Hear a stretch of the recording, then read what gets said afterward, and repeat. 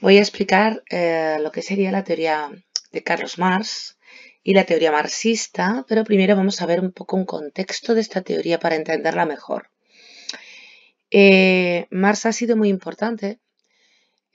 Marx, Nietzsche, Freud son autores fundamentales para poder llegar a comprender mejor un poco el siglo XX, por lo tanto el siglo XXI, aunque parece que nos quedan un poquito lejos. Y el pensamiento marxista ha tenido muchísima influencia, no solamente a nivel económico, sino también a nivel social, político, a nivel ideológico. Y por eso lo vamos a ver. Me parece fundamental, me parece muy interesante ver a esa parte de Marx que es más filosófica, aparte de la económica. Bien, Marx es un autor que vive prácticamente en el siglo XIX. Nace en la zona de Renania, es una zona que en principio pertenece a Francia y evidentemente está bajo el mando de Napoleón. Y es una zona que no tiene mucho, o sea, que tiene ciertas libertades concedidas y que va a perder en el momento en que Federico de Prusia pues se haga con el territorio, ¿no? Y bueno, venzan, con la Santa Alianza venzan a Napoleón. Bien, Marx pues muere en 1883. Habéis hecho una biografía de Marx, así que sabéis pues cómo fue su vida y su periplo, ¿no? Sabéis que pues Marx estudió Derecho y que después pues participó como redactor jefe en la Gaceta Renana, que solía pues explicar, ¿no?, la situación de los mineros, ¿no?, en la zona de Renania. Fue expulsado o tuvo que salir de Alemania y tuvo que marchar a Francia. Estuvo en Francia una temporada hasta que se produce la Revolución del 48, de 1848, y vuelve a Prusia, bueno, Alemania, a Prusia, y vuelve a Prusia porque piensa que las cosas han cambiado y allí pues funda la nueva Gaceta Renana hasta que descubre que la revolución no funciona y no le queda otro remedio que salir de Alemania cuando le cierran el periódico. Está también en Holanda está una temporada, sale de Holanda y termina en Inglaterra. En Londres, para ser más exacto, donde va a estudiar la economía y pues bueno, va a vivir de manera acomodada gracias en parte a su amigo Engels, pues que le va a echar una mano, lo va a ayudar, ¿no? Y bueno, pues muere en el 83, como tenéis ahí, en la zona, o sea, lo que es Londres, ¿no? Bueno, aparte de esto, tuvo una vida muy activa Marx a nivel político y tuvo bastante influencia, incluso escribió lo que fueron las ideas fundamentales de la Primera Internacional, ¿vale? Bueno, el siglo XIX no se entiende si no nos vamos a 1789, sea la Revolución Francesa, donde se empiezan a proclamar una serie de consignas que van a aparecer en la Declaración de Derechos del Hombre, no solo aquí en la Revolución Francesa, también en Inglaterra un poco antes y también en Estados Unidos, ¿verdad?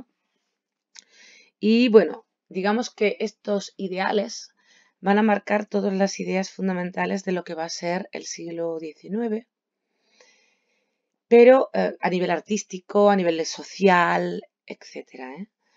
Pero también se va a ir descubriendo pues las limitaciones precisamente de estas ideas, ¿no?, de esta revolución burguesa, porque es una revolución de tipo burgués, ¿vale?, que plantea una cierta igualdad, perdón, plantea una cierta libertad, pero quizás se olvida de una igualdad real, que es lo que se va a pedir, ¿no?, digamos, en este siglo, ¿no?, una mayor igualdad frente a unas constituciones que pretenden libertad, pero que no se pueden conseguir porque no proporcionan igualdad de oportunidades.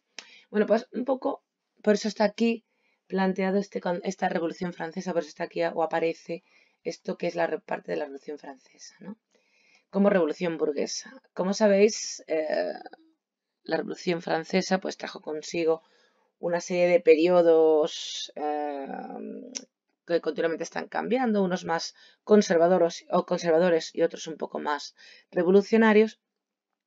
Y al final pues todo termina pues con Napoleón en el poder, conquistando Europa. Como sabéis, frente a Napoleón pues aparecen el Congreso de Viena, ¿vale? Que se reúnen las potencias, donde se reúnen las potencias que son conservadoras, que son absolutistas y que van a formar, como bien sabéis, lo que se conoce como Santa Alianza y van a ser un poco los opositores, los que se opongan, ¿no?, pues a este avance de Napoleón. Ya sabéis que al final la Santa Alianza es la que consigue ganar la guerra, derrotan a Napoleón, ¿verdad?, en Waterloo, y por lo tanto, digamos que Francia se ve obligada pues a devolver algunos territorios que se habían anexionado, entre ellos la zona de Renania. Digo esto porque el padre de Marx, que era judío y era abogado, ¿verdad? Tuvo que renunciar pues a su condición, a sus creencias, para poder seguir ejerciendo como abogado. Podía vivir en el territorio, se les permitía vivir, pero no podían ocupar ciertas ocupaciones liberales, ¿no? No podían estar o hacer trabajos, un cierto tipo de trabajos, ¿de acuerdo? Entonces renunció a su fe a cambio de poder seguir ejerciendo como abogado, ¿vale? Se le permitió estar, pero digamos que no había igualdad de condiciones en esa tolerancia, supuesta tolerancia religiosa. Bueno, esto respecto al ámbito político. Respecto al ámbito económico, pues se da lo que es la revolución industrial, que es muy importante porque va a suponer un cambio en el sistema de producción, ¿vale? Vamos a ver cómo vamos a pasar de un sistema artesanal en la que el individuo pues lleva a cabo todo el proceso, ¿verdad? Por ejemplo, un artesano hace una vasija y lo hace desde el principio hasta el final. En el ámbito fabril no es así, sino que va a existir una especialización, es decir, unos ponen ruedas en un coche, por ejemplo, otros se encargan de las puertas, otros se encargan, y cada uno se especializa en un aspecto, pero no hace el coche completo, ¿no? Vamos a decirlo así. Y bueno, esto tiene que ver con el hecho de que pues van a aparecer mucha más maquinaria y mucha más tecnología en la sociedad, bueno, en el mundo económico, y también con nuevas fuentes de energía, como va a ser el carbón o el petróleo, o como va a ser la electricidad, que van a facilitar que haya un cambio económico, ¿no?, importante, y esta revolución. La revolución industrial se origina en Inglaterra, por supuesto, y vamos a ver cómo se va a ir extendiendo por Francia o por Alemania. Y las causas fundamentales están en el hecho de que al aparecer la maquinaria y llevarla al campo, va a haber una gran producción de alimentos, la población crece, la mano de obra también crece y, por supuesto, también va a haber más capital que se puede invertir en nuevas empresas, en nuevas fábricas. Y bueno, la máquina de vapor va a ser fundamental en esta revolución industrial, así como el carbón, como materia prima, y va a ser fundamental también cómo se va a aplicar esa máquina de vapor, entre otras cosas, al transporte, que, como el ferrocarril, por ejemplo, o el barco de vapor, que va a ser muy importante y va a influir muchísimo porque la máquina de vapor, perdón, la máquina de vapor, el barco de vapor y el ferrocarril van a unir zonas que antes estaban muy separadas. Por ejemplo, antes todas las zonas tenían que haber zonas relativamente cercanas donde se cultivase. Ahora ya no. Al tener el ferrocarril, el norte, por ejemplo, el sur se puede encargar de la parte, o el norte, da igual, se puede encargar de la parte de los cultivos, otras se puede encargar de la minería, en fin, se pueden repartir y especializar las zonas en las naciones, en los sitios, ¿vale? En los estados. Bien. A nivel social también va a cambiar la sociedad, ¿no? Esta parte económica hace que la sociedad pase de una sociedad de tipo estamental, como tenemos aquí, ¿verdad?, con el rey, el clero, la nobleza, el campesino. Vamos a pasar a un tipo de sociedad burguesa, de clases, ¿no? Nos vamos a encontrar con una clase alta y con la clase obrera, que es la más precaria, que sería el proletariado, y por otro lado pues puede estar el rey, ¿no? Pero vamos a ver que en este sistema la gente sí puede cambiar de nivel, es decir, un campesino, un proletario, podría llegar a convertirse en burgués, podría, es complicado, pero podría, ¿no? Digamos que tiene esa posibilidad que antes no existía. Bien, unido a esto vamos a encontrarnos con que la clase proletaria, ¿verdad? Pues tiene unas condiciones de vida bastante complicadas, ¿no? Y por eso va a aparecer el movimiento obrero. Va a aparecer el movimiento obrero porque las condiciones laborales son brutales. Lo primero que vamos a encontrar es que cuando aparece la maquinaria en el campo, la gente va a tener que ir migrando, salir del campo porque no va a haber suficiente trabajo para todos y van a tener que irse a la ciudad, ¿vale? Eso va a hacer que la ciudad, pues, ante esa reunión masiva de gente, no sea capaz de dar una buena respuesta, ¿no? Digamos. Y va a ir hacinándose toda esta gente en la ciudad, en pequeños cuartuchos, donde, bueno, pues en ese cuarto pues está, por ejemplo, la zona donde está el váter, no sé, al lado de donde está en la zona del hornillo donde se hace de comer, ¿no? Porque es muy pequeña, hay muchísima gente viviendo en la misma habitación y eso evidentemente, esa falta de higiene influye, ¿no? En enfermedades, etcétera, ¿no? Luego las condiciones laborales de los obreros va a ser bastante dura, ¿no? Vamos a ver cómo se explotan a los niños, cómo a las mujeres se les paga menos salario, por eso en muchas empresas se prefiere contratar a mujeres que a hombres, aunque hagan el mismo trabajo los hombres que las mujeres, más o menos. Las jornadas son muy largas, ¿por qué? Porque la electricidad va a permitir que la gente pueda estar trabajando más horas, porque la luz va a durar más, 12, 14 horas de jornada laboral, y no va a haber ningún tipo de derecho para el trabajador, es decir, no va a haber una ayuda a las enfermedades, es decir, te pones enfermo, no puedes trabajar, no te pagan, tienes que pagarle a alguien para que vaya en tu lugar, o tienes que buscar a alguien que vaya en tu lugar, para que cuando te cures no te quiten el empleo. No hay un subsidio de desempleo, te quedas en la calle, te quedas sin nada. No se regulan los despidos, se despide como se quiere y apetece. Evidentemente, ningún tipo de ayuda a la jubilación. Si no tienes hijos, te mueres de hambre. Entonces, básicamente, esas serían las condiciones laborales que, como ya digo, son bastante duras y van a ser la causa, pues, de un movimiento obrero importante, exigiendo unos derechos laborales dignos. Este movimiento obrero va a ir consiguiendo poco a poco una serie de derechos que se van a ir reconociendo poco a poco, dificultosamente a lo largo del siglo XIX, en las distintas constituciones. Pero vamos, va a ser muy lento, ¿eh? Va a costar mucho que vayan dándose esos derechos. Eso respecto al mundo social.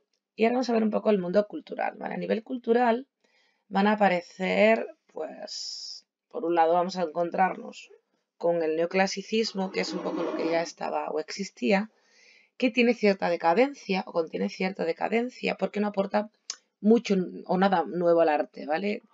Sí, es un movimiento que busca la belleza y tal, pero no es un movimiento que aporte demasiado, es sobre todo una búsqueda del pasado, de los cánones clásicos, y bueno, digamos que no se aporta mucho ni desde el punto de vista técnico, ni tampoco desde el punto de vista eh, crítico, ¿no? Y por eso digamos que este arte es en cierto modo decadente. Es preciosista, pero decadente, ¿vale? Y luego tendríamos el romanticismo. El romanticismo es un tipo de movimiento artístico que sí busca la crítica social. Lo primero que nos va a plantear el romanticismo es una ruptura. Vamos a ver sobre todo el romanticismo, bueno, porque como veis, lo más importante es esa separación entre el hombre y la naturaleza, ¿no? ¿Os acordáis que cuando vimos a Kant decíamos que el hombre estaba fragmentado, ¿verdad? Un hombre científico frente a un hombre que tiene que plantearse su vida de otra manera, ¿no? Pues esa ruptura también se manifiesta en un ámbito natural, ¿verdad? En la pintura, ¿no? La naturaleza es algo ajeno al hombre, ¿no? Es algo que ya no pertenece a lo humano, no está cercano a lo humano. El hombre se opone a la naturaleza porque no puede integrarse en ella, sino solo dominarla, controlarla, ¿vale? Si puede, vamos, si no, pues a veces ni eso, no se puede ni controlar la naturaleza, ¿verdad? Pero bueno, se nota ya que el hombre no es capaz de unirse al mundo natural o no forma parte de ese mundo natural. El hombre está en ese sentido fragmentado, como ya digo, y esto viene ya del siglo XVIII, no es nuevo, pero se va a retratar mucho más en el arte en el siglo XIX, ¿vale? En el ámbito cultural, el romanticismo, ya digo, implica una ruptura, ese hombre fragmentado, roto, ese hombre que ya no está ligado al mundo natural, ¿no? Que ya no siente esa cercanía con ese mundo porque está mediatizada toda unión con el mundo natural por la maquinaria, ¿no? Entonces nos encontramos totalmente ajenos a la naturaleza. Y entonces el hombre tiene necesidad de salir al mundo natural y por eso los paseos por el campo, que antes pues no se daban o no aparecían o no existían, pues ahora sí van a existir, ¿no?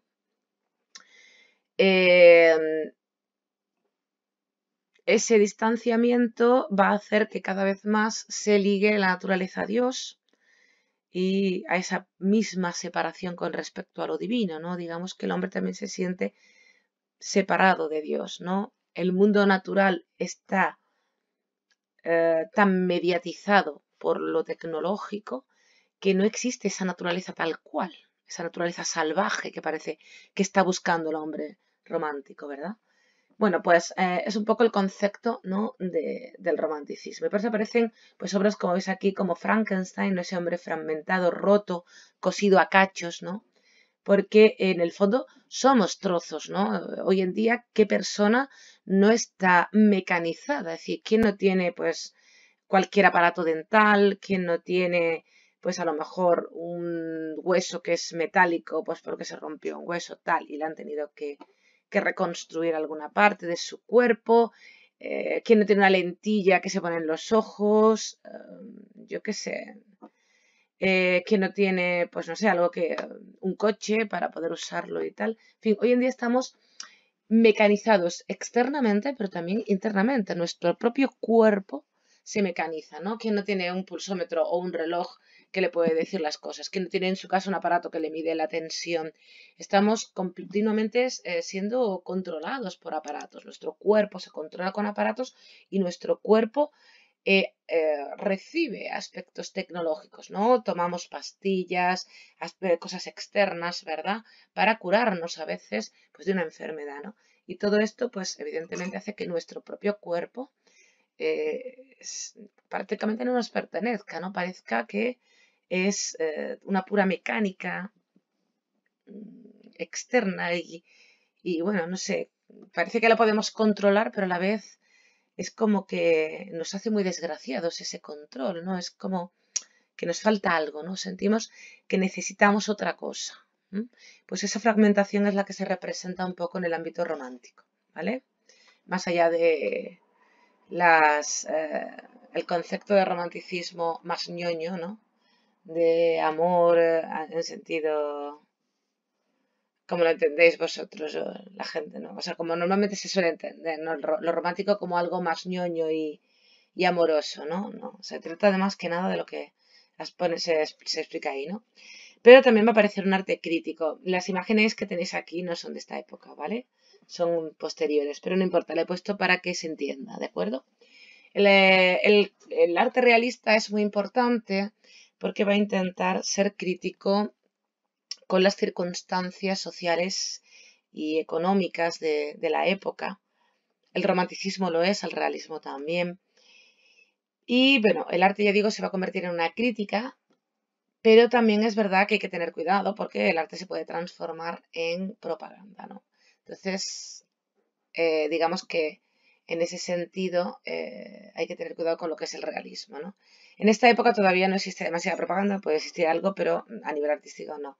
Pero bueno, que es un poco el problema de ser crítico, ¿no? El realismo prácticamente lo que pretende es criticar una situación, ¿vale? También va a intentar, pues, expresarse sentimientos a través de la anatomía, como es el caso de Rodin, o utilizarse la caricatura, ¿no? Para hacer una cierta crítica social, política, etcétera, ¿no? En cualquier caso, como veis aquí, el realismo a nivel plástico, ¿no? En la pintura y la escultura, simplemente pretende dar dignidad a los trabajadores. Si no tenéis más que ver, pues a Millet, ¿verdad?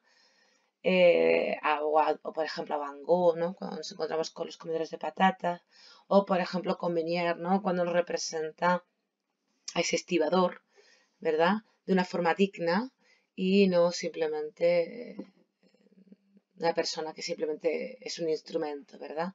O una mercancía.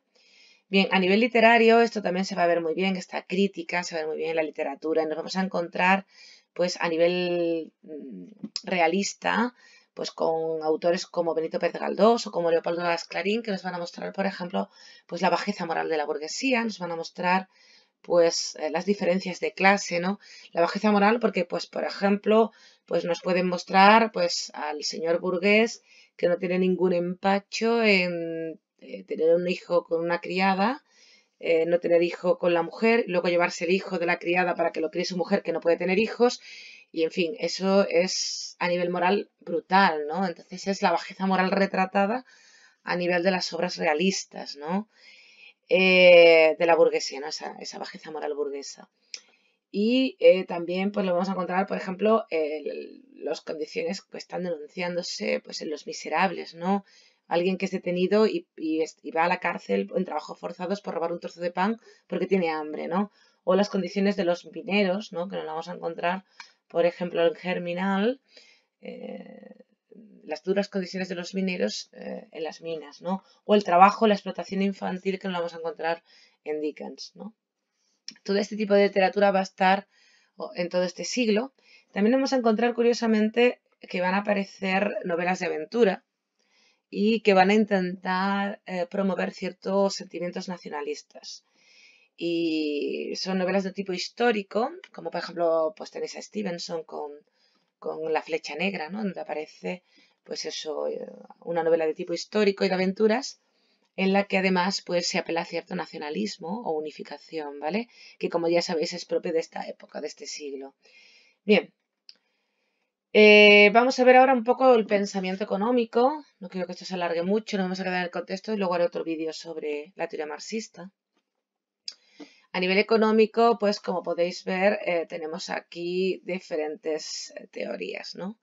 A nivel de movimiento obrero nos vamos a encontrar pues con el socialismo utópico, ¿vale? Los socialistas utópicos, como los Phalansterio de Fourier o Owen, que plantea la educación, o Saint-Simon, que se basa en el concepto de producción, el socialismo utópico básicamente lo que pretende es que la eliminación de la propiedad privada es lo que puede facilitar eh, una mejor vida, ¿no? Una sociedad mucho más justa de la que existe. Y es utópico porque no tiene en cuenta realmente las condiciones económicas, sociales y políticas del momento y ellos plantean pues una solución que no se puede llevar a cabo, o sea, es una solución ideal, ¿de acuerdo?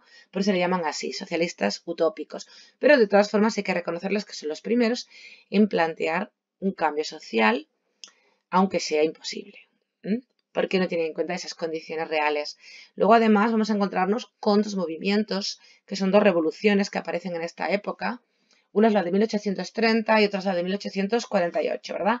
La de 1830 que tenéis aquí da lugar a lo que es la Revolución Francesa. Uy, perdón, tiene que ver con la Revolución Francesa, estoy fatal.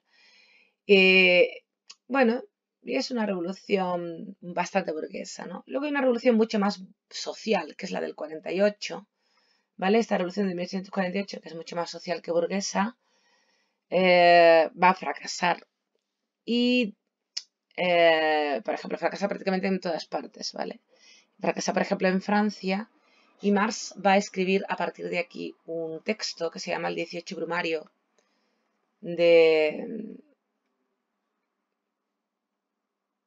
y tiene que ver con el hecho de que, bueno, en 1848 se intentó un cambio político social en Francia, no se consiguió y finalmente volvió un sobrino de Bonaparte y se hizo con el poder y volvió a ser un poder un poco absoluto, en fin. Volvimos atrás, ¿no? Se volvió atrás. Y luego estaríamos pues con lo que sea teoría económica, propio del liberalismo, en la que nos vamos a encontrar pues a Adam Smith o a David Ricardo, ¿vale? Que sea lo más interesante, vamos a desarrollarlos ahora, ¿vale? Por eso no me voy a ocupar tanto aquí. Los socialistas utópicos que hemos visto antes en Simon, Fourier, etcétera, lo tenéis ahí, Owen, según Marx, ¿vale? Tienen cosas interesantes como el hecho de que la propiedad privada es la que corrompe un poco el ámbito social, político y económico y en ese sentido acepta su crítica, pero va a criticarle Marx a este socialismo, pues el hecho de que se anula totalmente a la sociedad, ¿vale? Es decir, y todo el problema se reduce solamente a la propiedad privada. Se anula al individuo porque el individuo no cuenta nada, es decir, tú no puedes anular la creación, la creatividad no es anulable. Una persona que sea capaz de pintar un cuadro no puedes decir que es de todos, no, el cuadro es de esa persona, no es de todos. Quiere decir, cosas que no tienen nada que ver con el ámbito de la propiedad privada y la economía, en ese sentido, sino que hay aspectos más creativos que son personales y no son de todos, ¿no? Sin embargo, sí hay otra parte, que sería la propiedad en sí, que sí es cierto que no debería pertenecer a nadie, ¿no? La propiedad de la tierra, etcétera, ¿no? Y de los medios de producción, como dirá Marx. Y bueno, también el hecho de que se intenta abolir el estado económico que existe y político sin que haya una mediación. Marx aprendió, después de la Revolución del 48, que no podemos pasar de un estado capitalista a un estado comunista o social, sin una transición entre ambos, porque los sectores económicos, la sociedad no está preparada, ¿vale? Y bueno, básicamente es un poco la crítica que le hace Marx al socialismo utópico. Respecto a los economistas clásicos, pues como Adam Smith y Ricardo, que ya hemos visto, pues Marx va a aceptar aspectos fundamentales como que el trabajo es la fuente de la riqueza, ¿vale? Eso es cierto para Marx, pero critica pues que los economistas clásicos no van a distinguir entre lo que es el trabajo y la fuerza de trabajo. Una cosa es la fuerza de trabajo, que es la que realiza el individuo y tiene que ver, pues, evidentemente con sus capacidades. Y otra cosa es el trabajo en sí, que sería un poco el final del proceso, ¿vale? Y luego también el hecho, pues, de que realmente el salario que percibe la gente, el obrero, no es equiparable al valor de la mercancía, ¿no? Y eso pues crea una serie de aspectos pues como la alienación que ya veremos, etcétera, ¿no? Y bueno, básicamente es un poco el concepto o lo que plantea respecto a los economistas clásicos Marx. Bien, con respecto a Hegel, Marx va a compartir una serie de ideas, ya hemos visto un poco a Hegel, ¿verdad? Pero también va a desechar otras, ¿no? Lo que comparte es el método dialéctico, que lo va a aplicar al ámbito de la economía, de la historia, un poco como Hegel, pero a nivel crítico y usando la economía y la lucha de clases, ahora lo veremos, y vamos a ver en qué cambian. En el concepto de alienación cambian, ¿vale? Porque Hegel cree que la alienación es algo positivo, me ayuda a comprender el mundo, a conocer el mundo, ayuda también al hecho de que pueda existir el Estado, etcétera, ¿no? Para Marx la alienación es negativa, no es positiva, ¿vale? ¿Por qué? Pues porque me quita algo a mí que poseo, ¿no? Me quita algo de humanidad. Respecto al Estado, si para Hegel el Estado es donde se superan todos los problemas individuales y familiares, para Marx el Estado es ajeno al individuo, es decir, el hombre se siente completamente separado del Estado. Muy curioso, porque hoy en día pensamos que el Estado, el gobierno, es algo completamente ajeno a nosotros en muchos casos. No nos sentimos partes del gobierno. Y es una teoría o es una idea que está en Marx. ¿De acuerdo? No nos representa en muchos casos o no nos sentimos representados, no es que no nos represente, es que no nos sentimos representados en muchos casos por el Estado, por el gobierno, ¿no? No creemos que pertenezcamos, porque en parte muchas de las decisiones se toman de espaldas al pueblo y a los intereses de la mayoría, ¿no? Entonces la gente no se siente representada en ese sentido por esa gente que toma esas decisiones, ¿no? Por los políticos tomando esas decisiones. Otra diferencia es que para Hegel el protagonista de la historia es la razón, por supuesto, ¿no? Todo lo real es racional y todo lo racional es real, diría Hegel, ¿vale? Mientras que para Marx,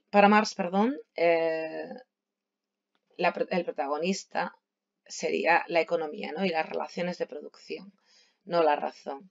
En ese sentido, dice ahí, Marx es un Hegel invertido. Explico esto.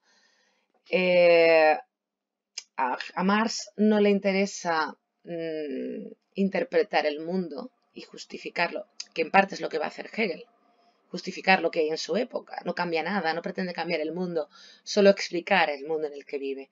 Y bueno, Marx sí quiere cambiar el mundo, cree que es fundamental cambiar el mundo. Es decir, mientras que la teoría hegeliana es muy abstracta, la teoría marxista pretende ser más realista o más cercana, ¿no? Más concreta, más de lo que pasa en el mundo, ¿no? A nivel económico. Mientras que Hegel interpreta, Marx quiere cambiar el mundo. ¿De acuerdo? Esa es la diferencia entre ambos filósofos. Bueno, pues más o menos es un poco la diferencia entre Marx y Hegel. Y vamos a ver, bueno, el método dialéctico, vamos a ver cómo se usa, lo usa Marx, ¿verdad? Marx lo va a usar como una lucha de clases, ¿verdad? El método dialéctico